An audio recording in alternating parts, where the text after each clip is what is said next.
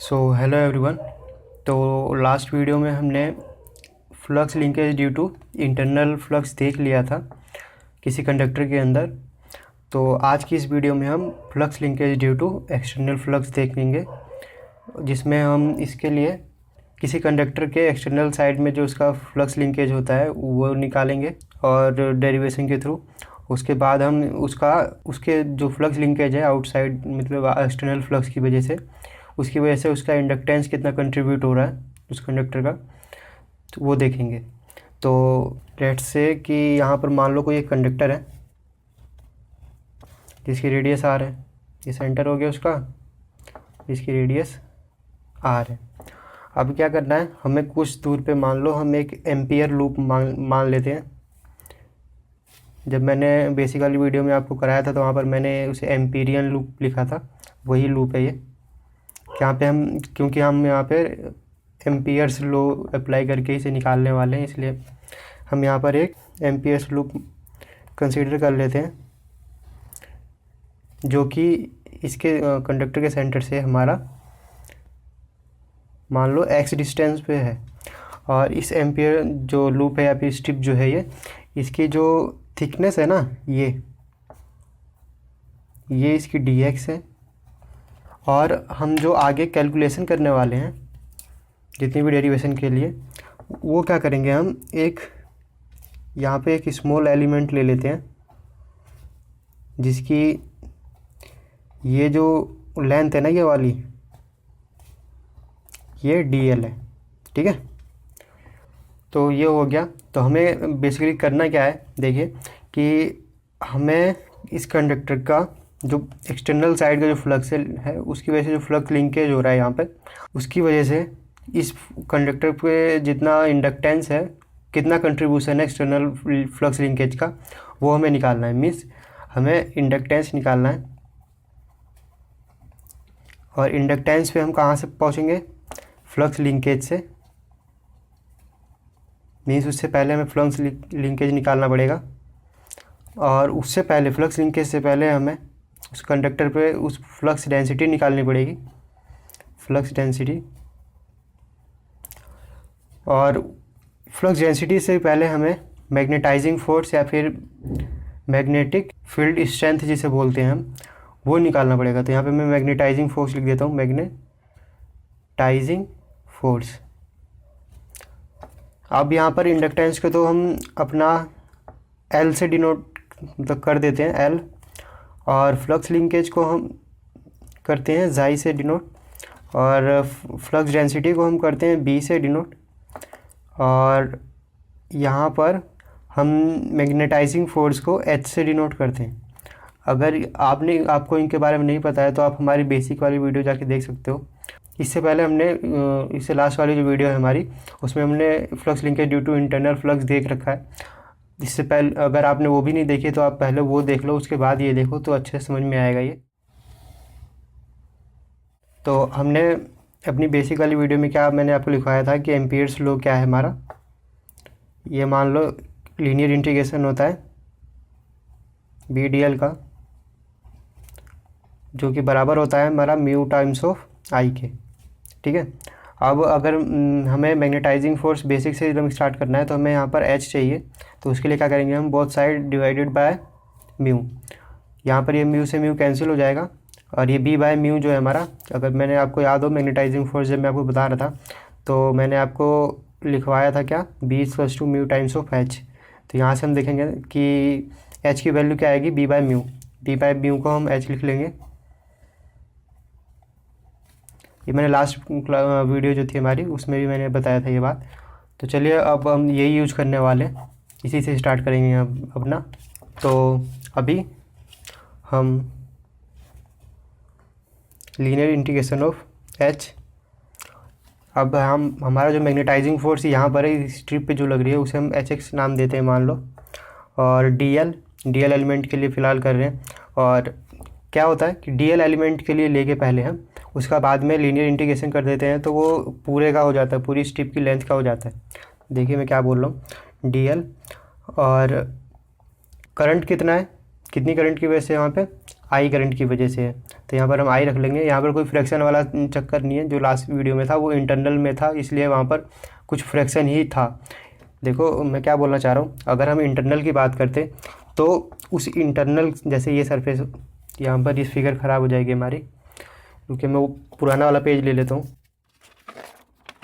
तो यहाँ पर क्या था कि इस कंडक्टर के अंदर निकाल लेते, तो हमें जो मान लो ये एम्पीरियल लूप हमने यहाँ पर ले लिया था, तो हमें इसके बाहर जो करंट था उसकी ज़रूरत नहीं थी, हमें सिर्फ ज़रूरत किसकी थी, इसके अंदर वाले की। अब यहाँ पर देखा जाए जो एम्पीरियल लूप हमारा ये है, ये एम्पीरियल लूप ऐसे गोल बहुत बड़ा बनता, मैंने बस इतना ही बनाया है इसमें। तो ये देखो कि एम्पीरियल लूप के अंदर कितना करंट फ्लो हो रहा है, कितना करंट फ्लो हो रहा है। ये कंडक्टर जो है हमारा, ये कुछ इस तरह से गया होगा और उसके अराउंड में ये हमने एम्पीरियल लूप ले रखा है। इसके अंदर से करंट क्या फ्लो हो रहा है, आई, तो वही करंट आई लिख रहा हूँ मैं। और यहाँ पर जो हमने एम्पीरियल लूप लिया था वो कंडक्टर के इनसाइड लिया था, तो उसकी वजह से क्या कुछ फ्रैक्शन ही इसमें से, मतलब तो मान लो टोटल करंट इस पूरे कंडक्टर से आई फ्लो हो रहा था, उसके बाद जो एम्पीरियल लूप इसके बीच में हमने लिया है उसके अंदर से तो कुछ उससे कम ही होगा ना, कुछ फ्रैक्शन ही तो उसमें से, जो हमारा मेन करंट है आई, उसका कुछ फ्रैक्शन ही तो इसमें से फ्लो होगा बस, और यहाँ से भी तो करंट फ्लो होगा। तो हमें इस एम्पीरियल, जब हम लीनियर इंटीग्रेशन कर रहे थे तो वहाँ पर सिर्फ उसी करंट की ज़रूरत थी जो इस एम्पीरियल लूप से पास हो रहा था, ना कि जो उसके बाहर साइड है उसकी भी। तो इसलिए हमने यहाँ पर फ्रैक्शन वाला कंसेप्ट आया था, यहाँ पर फ्रैक्शन वाला कंसेप्ट नहीं आएगा, इसलिए नहीं आएगा। आई होप आप ये समझ रहे हो मैंने क्या बोला यहाँ पे। तो ये HX हो जाएगा, और अगर हम इसका लीनियर इंटीग्रेशन करेंगे DL का x के रिस्पेक्ट में, तो क्या होगा, इसकी x के रिस्पेक्ट में करेंगे तो क्या होगा, इसकी जो पेरीमीटर होती है क्या हो जाएगी लीनियर इंटीग्रेशन के थ्रू, तो ये हो जाएगी हमारी DL 2πx। तो यहाँ पर हो जाएगा HX 2πx, और हमारा ये HX बराबर, हम इसे नीचे ले जाएंगे तो I अपॉन में 2πx, ये हो गया हमारा, यहाँ से HX आ गया। अब अगर हम HX की यूनिट की बात करें तो ये होगा हमारा एम्पियर टन पर मीटर, ठीक है। और अब मैं बताऊँ आपको, तो मैंने एक याद है आपको, एक मैंने यहाँ पर एक फॉर्मूला जो बोला अभी कि ये लिखवाया था, बस यही करने वाला हूँ मैं। यहाँ पे हम इस फॉर्मूले से फ्लक्स डेंसिटी निकाल लेंगे। अब फ्लक्स डेंसिटी के लिए इसमें म्यू की मल्टीप्लाई कर देंगे। तो मैं अगर क्या बोल रहा हूँ, मैं फ्लक्स डेंसिटी के लिए, फ्लक्स डेंसिटी, तो मैं BX equals to mu times of HX। अब कुछ नहीं, म्यू की मल्टीप्लाई करूँगा, HX की वैल्यू क्या थी हमारे यहाँ से, I इंटू में I अपॉन में 2πx। और अगर इसकी यूनिट की बात करूँ मैं तो ये होगी वेबर पर मीटर स्क्वायर। अब हमने फ्लक्स डेंसिटी निकाल ली, अब हमें फ्लक्स निकालना है। तो फ्लक्स निकालने के लिए हम क्या करते हैं, जैसा कि हमने फॉर्मूला पढ़ रखा है, क्या फ्लक्स का फॉर्मूला होता है हमारा BA। अब यहाँ पर एक छोटे से एलिमेंट की बात हो रही है, छोटी से स्ट्रिप, पतली सी स्ट्रिप की बात हो रही है। तो क्या हम करेंगे, ये जो एरिया होगा हमारा वो DA कर लेंगे, और जो इसके थ्रू फ्लक्स होगा उसे हम d लिखेंगे, क्योंकि बहुत स्मॉल एलिमेंट है ये, इसकी वजह से। तो अब हम क्या लिखेंगे यहाँ पे, जो मान लो BX है, यहाँ पर d∅x हो जाएगा, और BX इंटू में DA। अब DA क्या है हमारा, मान लो ये जो एलिमेंट है, अगर इसका देखें, इस एलिमेंट का DA, इस एलिमेंट जो है हमारा, इसका एरिया।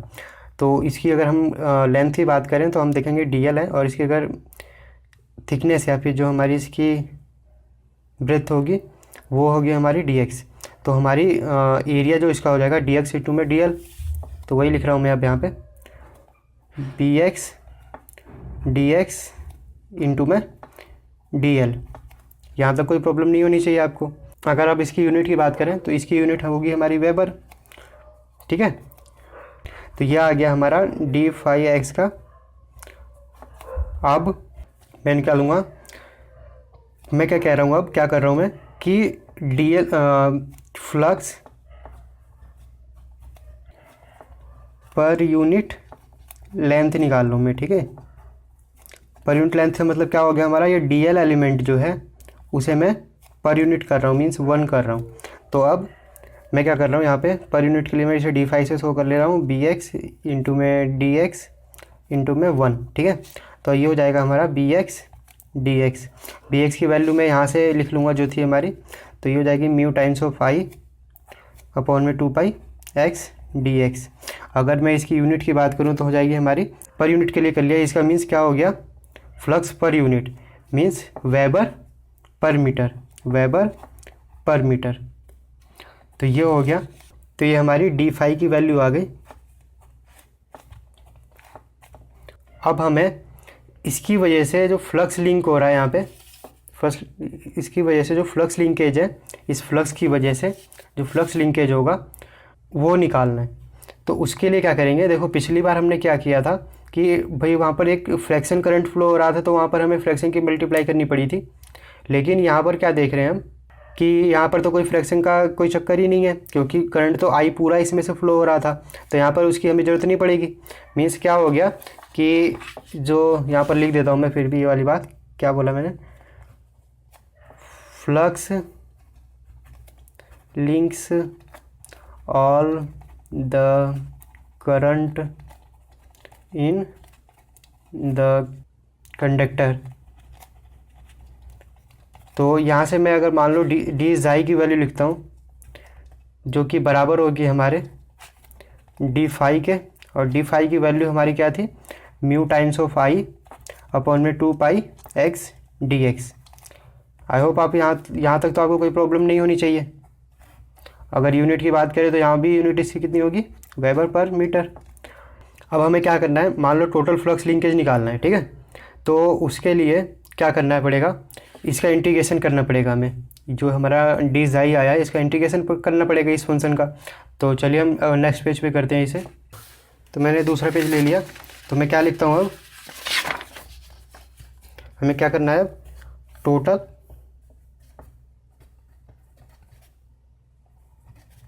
Flux linkage. तो उसके लिए हमें क्या करना पड़ेगा, जाई जो बराबर होगा हमारा, देखो हम क्या क्या कर सकते हैं यहाँ पे। अगर हम इसकी लिमिट मीन्स जो हम इंटीग्रेशन करेंगे, अब यहाँ पे क्या लेते हैं, अभी मान लो लिमिट तो वैसे आर से, मीन्स कंडक्टर एक्सटर्नल की बात हो रही है, तो आर से स्टार्ट होगी हमारी, और ये फ्लक्स हमारा कहाँ तक सेटअप होगा, इसका जो फ्लक्स लिंकेज, जिसकी वजह से फ्लक्स लिंकेज है, वो फ्लक्स कहाँ तक का होगा। फ्लक्स जो होगा हमारा, जैसा कि मैंने आपको मैग्नेटिक फील्ड लाइंस या फिर इलेक्ट्रिक फील्ड लाइंस वाली में वीडियो में मैंने बता रखा है आपको, कि हमारी जो फील्ड लाइंस होती हैं वो एक कंटिन्यूअस लूप होती हैं। बस क्या होता है कि उनका जो स्ट्रेंथ होती है ना, वो डिस्टेंस के साथ कम हो जाती है। तो लेकिन होती वो कॉन्टीन्यूअस है, मीन्स वो कभी ब्रेक नहीं होती। ये नहीं है कि मीन्स यहाँ से लाइन गई है तो वो कहीं वैसे टूट जाएगी, कहीं ख़त्म हो जाएगी, उसे वापस अगर मान लो नॉर्थ पोल से चालू हो रही है तो साउथ पोल पे जाएगी ही जाएगी, चाहे वो कितनी दूर भी जाए। तो हम इसकी जो हायर लिमिट लेते हैं वो इन्फिनिटी लेते हैं इसीलिए, ठीक है। होता ये है कि भले ही इसकी इन्फिनिटी पे जाके इसकी जो फील्ड की स्ट्रेंथ कम हो जाती है, लेकिन होती वहाँ भी इसकी फील्ड की स्ट्रेंथ है, वहाँ पर कम हो जाती है। तो यहाँ पर हम इन्फिनिटी लेते हैं हायर लिमिट, और हमारा जो डी जाई की वैल्यू थी यहाँ पर लिखेंगे डी जाई। तो मैं डायरेक्ट इसकी वैल्यू लिख लूँ यहाँ पर, तो integration R to infinity mu times of I 2 pi x d x, ठीक है। मीन्स ये इसका एक फॉर्मूला आ गया, ठीक है। तो ये फॉर्मूला हमें याद रखना पड़ेगा। और अगर मैं बात करूं कि भाई इंडक्टेंस निकालने की, तो मैं क्या करता हूं, एक कंडीशन ले लेता हूं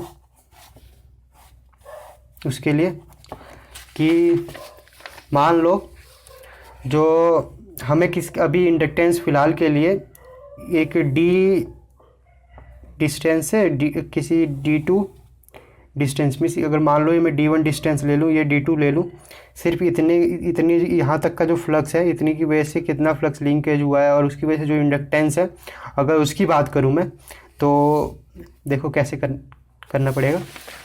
तो हमारी लिमिट की अब मैं यहाँ से क्या बोल रहा हूँ, जाई आपकी बार इंटीग्रेशन में d1 इंटीग्रेशन d2, एक बस कुछ नहीं किया मैंने, जो लिमिट है उसे मैंने बस एक कांस्टेंट मतलब एक कांस्टेंट मान लिया कि भाई कोई d1 है और एक d2 है, लिमिट है। और इस केस की बात करूँ बस क्या है, d1 बराबर हो जाएगा हमारा r के, d1 मतलब r के बराबर आ जाएगा और d2 जो है हमारा इन्फिनिटी तक चला जाएगा।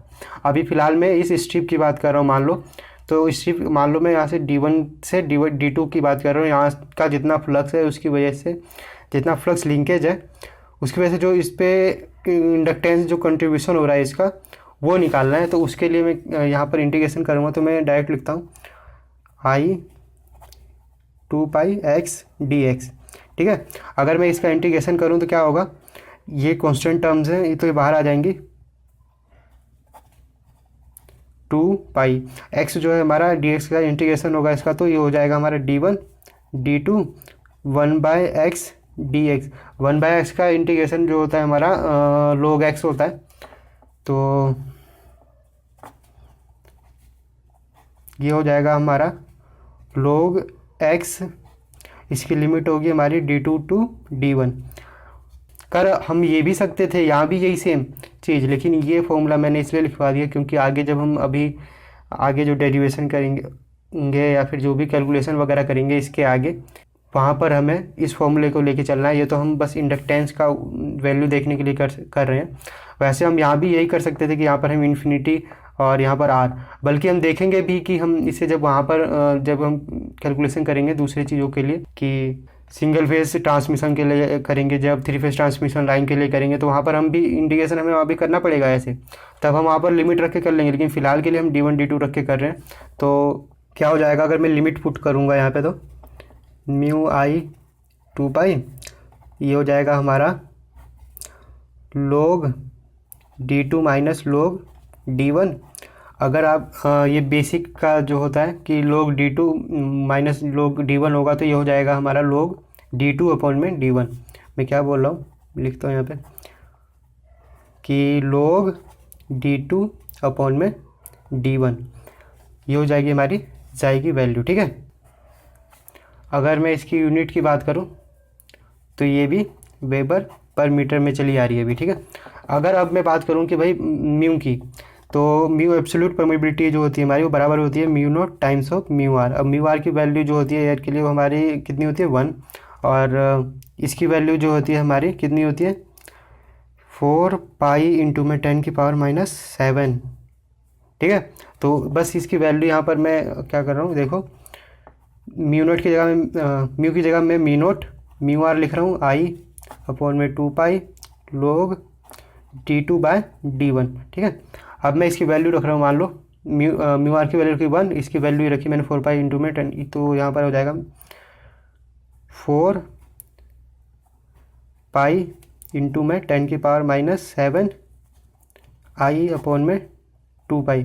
पाई से पाई कैंसिल होगा, 2 से यही करेंगे तो यहाँ पर 2 आ जाएगा, और यहाँ पर log हमारा d2 d1 है, और तो ये हमारी जाई की वैल्यू हो जाएगी 2 इंटू में 10⁻⁷ i log d2/d1।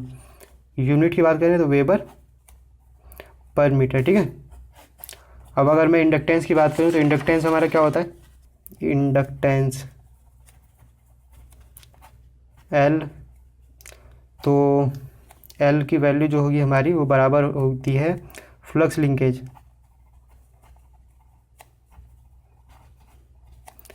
जो कि हमारा यहाँ पर जाई है, अपॉन में करंट। तो मैं कुछ नहीं कर रहा, इसकी वैल्यू रख रहा हूँ बस, देखो 2 इंटू में 10⁻⁷ i log d2/d1 अपॉन में i से i कैंसिल, तो हमारी इसकी वैल्यू क्या आएगी L की 2 इंटू में log d2/d1।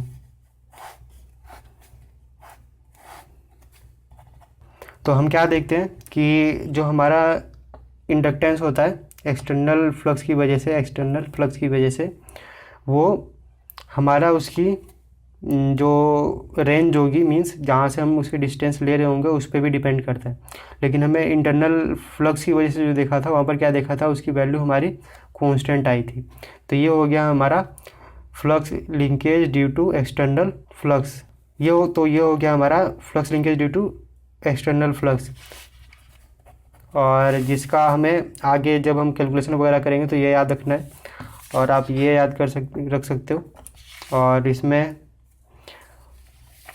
डेरिवेशन अगर आपके सिलेबस में है, अगर आपको इसकी ज़रूरत है तो आप याद रख सकते हो, नहीं तो आप ये फॉर्मूला ज़रूर याद रखना, इम्पोर्टेंट है ये।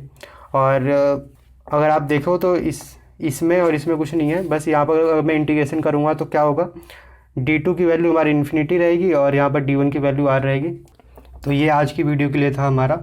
तो आई होप आपको ये जितना मैंने समझाया वो सारी चीज़ें आपको अच्छे से समझ में आ गई। अगर फिर भी आपको कोई इसमें कोई डाउट है, कहीं डाउट है, कुछ भी क्वेरी है इसमें, तो आप मुझे कमेंट करके पूछ सकते हो। अगर वीडियो अच्छी लगी तो लाइक शेयर सब्सक्राइब ज़रूर करें।